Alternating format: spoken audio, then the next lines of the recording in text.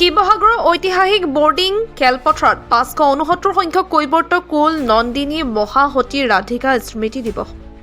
কৈৱৰ্ত কুল নন্দিনী মহাসতী ৰাধিকা স্মৃতি দিৱসৰ ব্যাপক আয়োজন।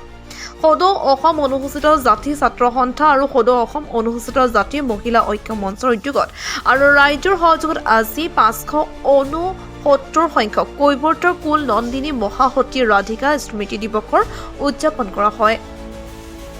শিৱসাগৰৰ পৰা ফৰহান লস্কৰৰ ৰিপৰ্ট, আছাম নিউজ 24।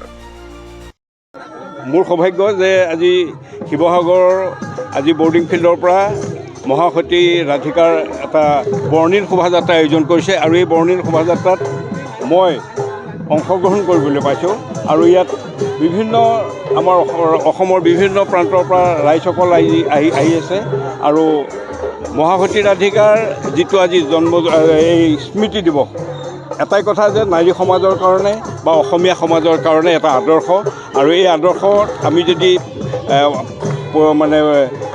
আদৰ্শৰে আমি গৈ থাকিব পাৰোঁ, আমি নিশ্চয় অসমখন আমাৰ সদায় এটা সোণৰ অসমে হৈ থাকিব বুলি মই আশা ৰাখোঁ।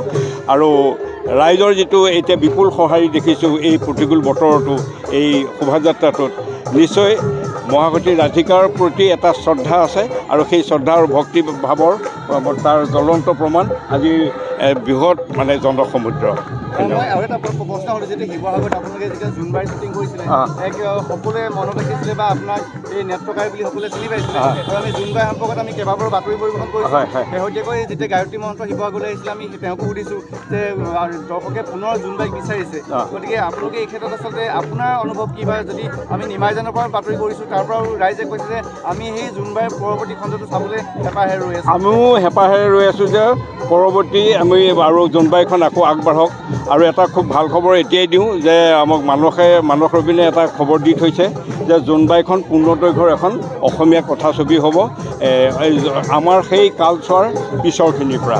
গতিকে আমি খুব কম দিনৰ ভিতৰতে আকৌ নিমাইজনত আহিম, শিৱসাগৰত আমি 2-3 মাহ থকাকৈ আহিম। জোনবাই আকৌ এখন চলচ্চিত্ৰ হ'ব, সেইটো আমাৰ কাৰণে এটা গৌৰৱৰ কথা। শিৱসাগৰত আকৌ কৰিবলৈ পাম, সেইটো আমাৰ কাৰণে ভাল লগা কথা। আৰু এতিয়া আপোনাৰ পৰা এটা সংলাপ, জোনবাই যিটো আপোনাৰ কঁঠাল ভাঙি খোৱা যিটো সংলাপ আছিলে, অকণমান বিচাৰিছোঁ। এই ডেমফুল, কি ভেবা লাগি এনেকৈ ভেকে চাই আছ? কথা নাই বতা নাই, চিনি পোৱা নাই? এইটো নাৰীলৈ পাগলে তই চিনি পোৱা নাই? নাৰী চলনা বুলি নাজানো নেকি? এইটো ডেমফুলটো জলকা মাৰি থাক, কাম বন কৰিবলৈ যাব নোৱাৰো, পথাৰ সমালৈ যাব নোৱাৰো, খালি মুখত বিহু বিহু বিহু বিহু সেইটোকে কৈ থাক। যি কৈ থাক বাপেকে যাওঁ।